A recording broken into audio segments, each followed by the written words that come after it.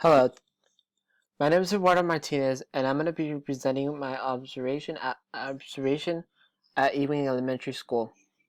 I have been observing a fifth grade class consisting of a dual immersion class where Spanish and English are taught.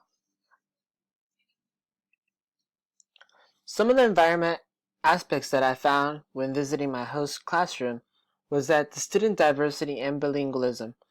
Students mostly were Hispanic culture or or Mexican or some type of Mexican ethnicity background.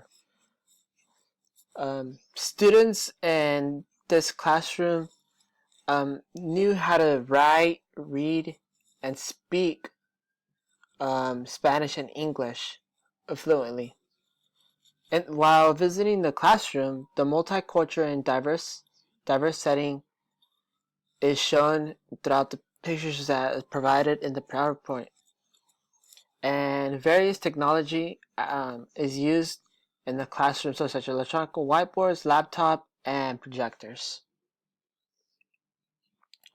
Student behaviors are used throughout, are managed by classroom management systems, and student engagement is very effective. Sometimes in the classroom, but occasionally there's students who cause them destructive behavior.